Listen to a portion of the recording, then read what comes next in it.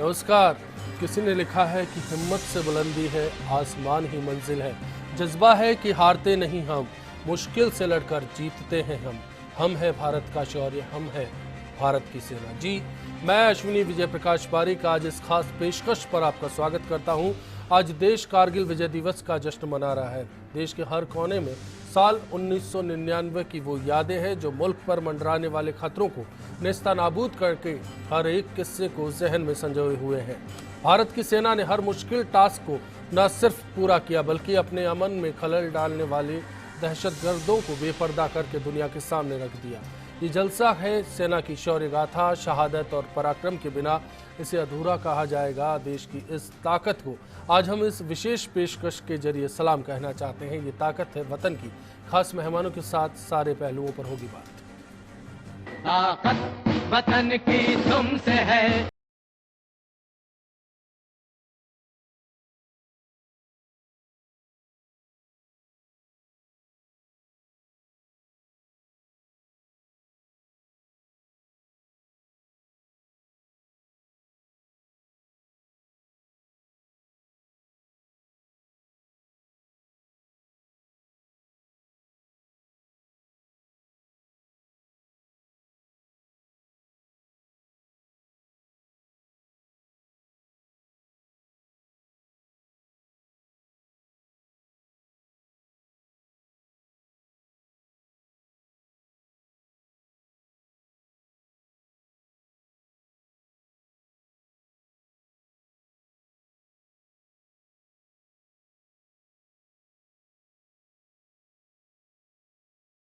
आप सभी को विजय दिवस की शुभकामनाएं। चर्चा करेंगे। खास पैनल हमारे साथ मौजूद हैं। ब्रिगेडियर भगवान सिंह जी चर्चा में हमारे साथ आज मौजूद रहेंगे। ब्रिगेडियर करण सिंह जी हमारे साथ होंगे। साथ ही ब्रिगेडियर वीडी सिंह निर्वाण साहब बातचीत में लगातार हमारे बीच मौजूद रहेंगे।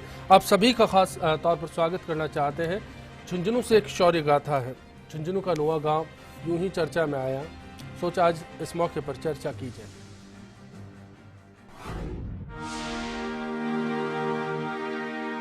राजस्थान के शेखावाटी का एक जिला है झुंझुनू, जहां के बेटों पर इस मिट्टी को नाज है, क्योंकि यहां पर हर सपूत देश के लिए मर मिटना गौरव की बात समझता है।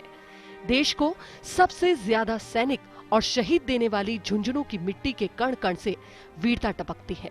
धुनरी और नुआ झुंझुनू के ऐसे दो गांव हैं जहां के मुस्लिम परिवारों से 1500 से ज्यादा सैनिक देश की सेवा कर रहे हैं और इन दोनों गांव के अब तक 19 सैनिक देश के लिए शहादत दे चुके हैं। यहाँ के वीरों ने दोनों विश्व युद्धों समेत हर मोर्चे में देश के लिए बलिदान दिया है।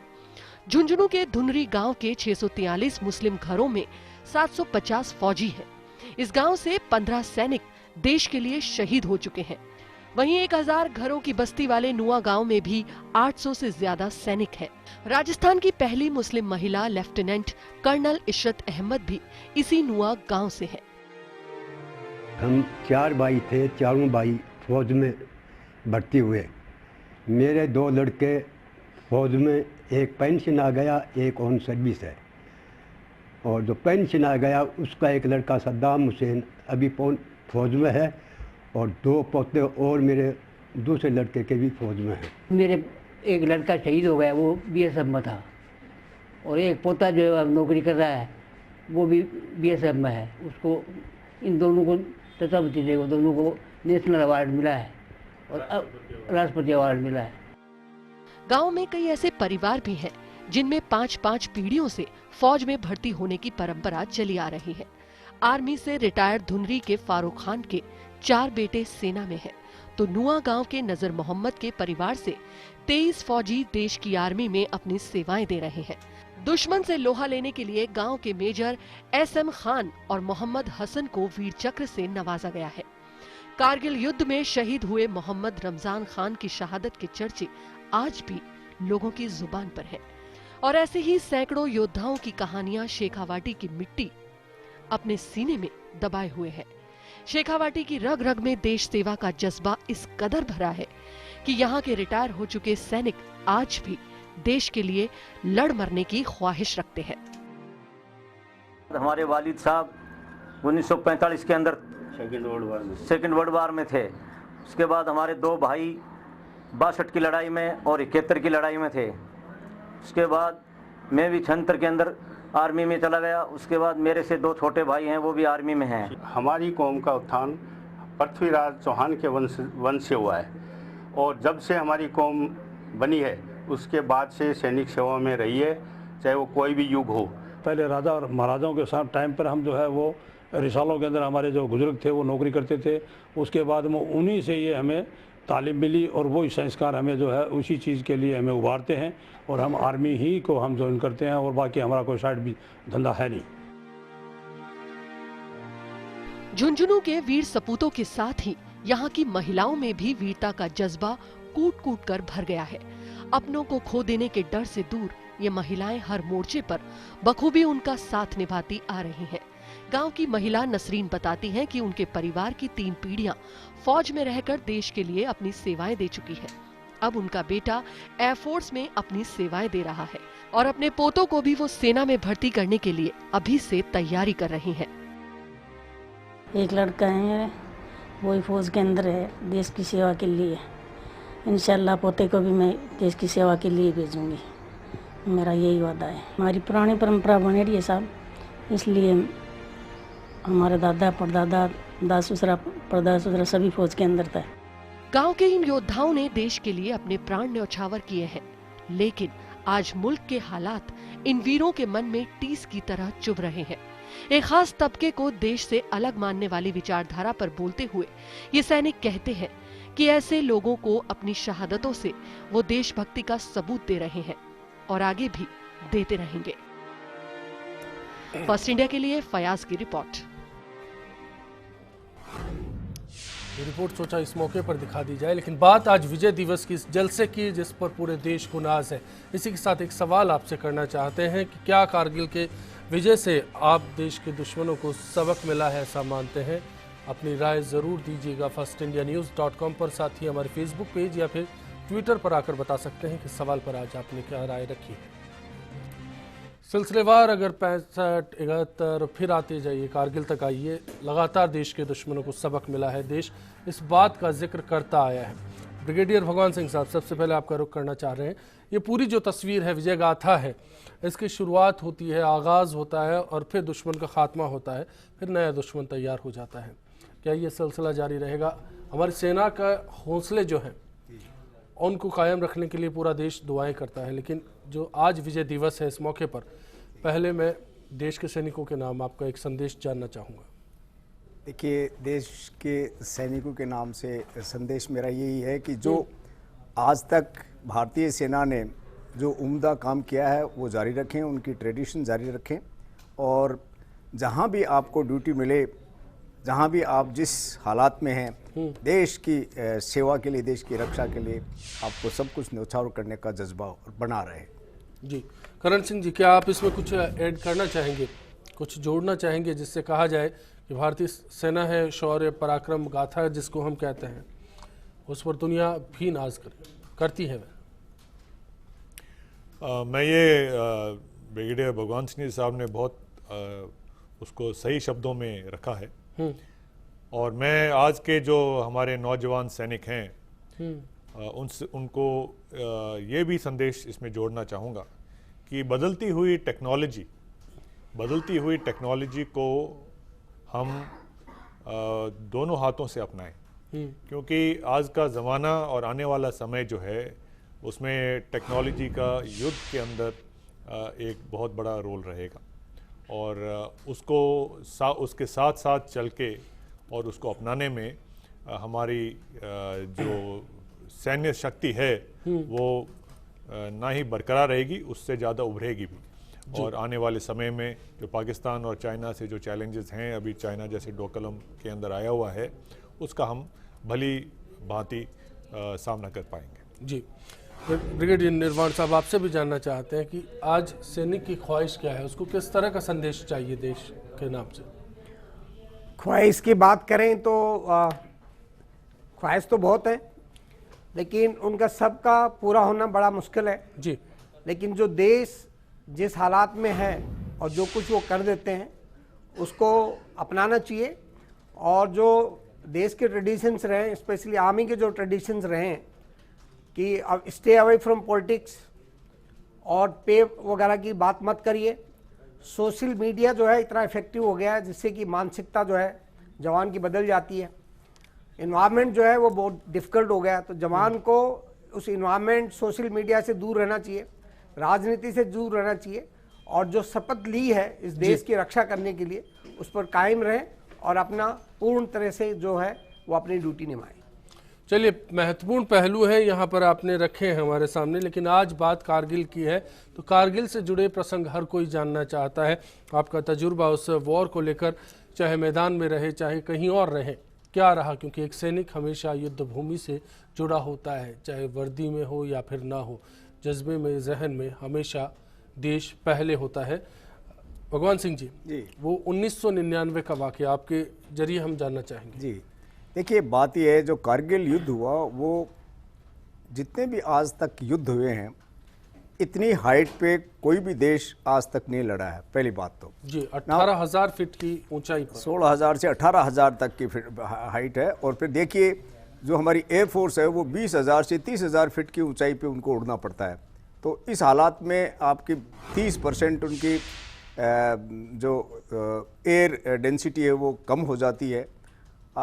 और दूसरा जो हाइट है वो बाकी पहाड़ों से, ये जो ग्रेटर हिमालयाज़ है इसकी जो रेंज हैं ये बाकी पहाड़ों से डिफरेंट है। ये बिल्कुल स्टीप क्लाइंब है और रॉक्स हैं, या रॉक्स जहाँ नहीं है वहाँ ऊपर से जब बर्फ़ पिघलती है तो वो मलबा लेके नीचे आती है, उस पर चढ़ना बड़ा मुश्किल होता है। छोटे छोटे कंकड़ और धूल होती है जो सीधाई पे यदि ऊंचे सीधे चढ़ते हो तो इस किस्म की मुश्किल टेरेन पे आक्रमण करना एक बहुत ही जोखिम और मुश्किल काम है।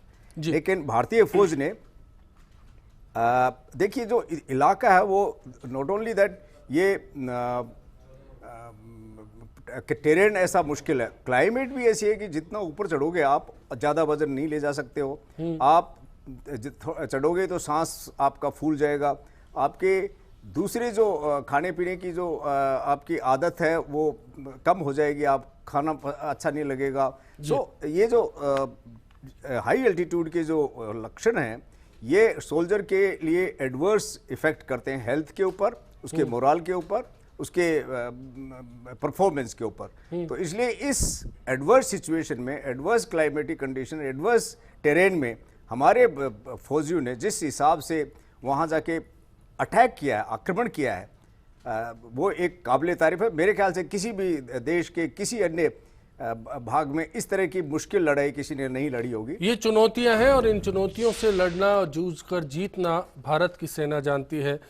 करण सिंह जी, आपका तजुर्बा क्या रहा जब कारगिल वॉर हो रही थी? उस दौरान ब्रिगेडियर के तौर पर आपने जो काम काज देखा, मैं जानना चाहता हूँ वो अनुभव क्या रहा, उस वक्त क्या महसूस हुआ? देखिए, मैं पहली बात तो इस लड़ाई में सम्मिलित नहीं था जी। मैं आर्मर्ड कोर से हूँ, तो परंतु जो मेरी जानकारी में है और जो मैं कहना चाहूँगा कि ये अमेरिका के अंदर अमेरिका की सेना है उसने कारगिल की लड़ाई के बाद एक स्टडी करी थी जिसके अंदर उन्होंने ये जायज़ा लेने की कोशिश करी कि ये कैसी आर्मी है जिसने जैसे कि अभी ब्रिगेडियर साहब बता रहे थे कि 16,000 से 18,000 की फिट के ऊपर उसने लड़ाई लड़ी है और इतने डिसएडवांटेजेस कंडीशंस के अंदर। एक अगर मैं आंकड़ा दूं कि एक जैसे हमारे 2 इन्फेंट्री डिवीज़न, माउंटेन डिवीजन्स वहाँ का ऑपरेशंस में इन्वॉल्व थे जी। एक डिवीज़न को डेली बेसिस के ऊपर 200 से 400 टन की रसद सामग्री, वॉर मटेरियल चाहिए होता है फाइटिंग के लिए। और ये युद्ध जो है ये एक लॉजिस्टिशियंस नाइटमेयर था। मतलब जो हमारी लॉजिस्टिक्स, जो रसद सामग्री है, एमुनेशन है, खाना है, कैजुअल्टीज़ को इवैक्यूएट करना है, ये सिर्फ एक सड़क थी जो नेशनल हाईवे जो श्रीनगर से ले जाता है और उसके ऊपर भी फायरिंग आ रही थी। वो 2 लेन रोड है, दुश्मन की उसके ऊपर इफ़ेक्टिव आर्टिलरी फायरिंग थी, दुश्मन के नाक के नीचे वो सड़क थी। और ऐसी हालात में इंडियन आर्मी ने कैसे वहाँ पे अपनी फोर्सेस को बिल्डअप किया। पहले हम ये ज़रूर हम मानते हैं कि उसने हमें शुरू में सरप्राइज़ कर दिया। एक तरफ तो वाजपेयी जी उनसे दोस्ती का हाथ मिलाने गए थे फरवरी के अंदर, लाहौर में समझौता हुआ, लाहौर में गए थे और उनके प्राइम मिनिस्टर से बात कर रहे थे और ये हो रहा था कि दोनों देशों के बीच में सुधार होगा। और वही समय था कि वो हमारी चौकियों पे चुपके से जो हमने सर्दियों में खाली करी थी वो कब्जा जमा रहे थे। सो ये एक लॉजिस्टिशियंस नाइटमेयर थी और आर्टिलरी का इसके अंदर बहुत बड़ा रोल रहा। इन्फेंट्री की लड़ाई थी पूरी तौर से जी, और ये हमारी इन्फेंट्री ने ये पूरे संसार को दिखा दिया कि इंडियन इन्फेंट्री जो है वो मुश्किल हालात में भी खड़े रहकर उसका जो रेपुटेशन है जो शुरू से चला आ रहा है, वर्ल्ड वॉर 1, वर्ल्ड वॉर 2 जी, अभी हम ये 100 साल सेलिब्रेट कर रहे हैं वर्ल्ड वॉर 1 के, कि हमारी इन्फेंट्री का जो ट्रेडिशन है वॉर फाइटिंग का वो कायम है। और आज भी जब हम चाइनीज़ को फेस करते हैं डोकलम पे और हमारी इन्फेंट्री फोर्सेस वहाँ लगी हुई हैं, तो हमें इस बात का कॉन्फिडेंस है कि हमारी इन्फेंट्री जो है इस शौर्य का पराक्रम और इसका हर कोई कायल है। निर्वाण साहब, सुना आप तो थे मैदान में उस दौरान, ये अनुभव आपका क्या रहा कारगिल वॉर को लेकर? देखिए, मैं ब्रिगेड कमांड कर रहा था उधर, और जैसे ही कोई भी लड़ाई होती है उसमें सबसे ज़्यादा जो है वो एल्टीट्यूड यानी कि हाइट डिक्टेट करती है, और वो जो हाइट पर दुश्मन बैठा था और हम नीचे थे, सो ही हैड एडवांटेज। उसको पहले ही एडवांटेज था हाइट का कि वो हाइट के ऊपर बैठा हुआ था, उसको उन हाइट से इंडियन आर्मी को उनको वहाँ से डिसलॉज करना था। ये सबसे बड़ा डिफिकल्ट मुद्दा था ये।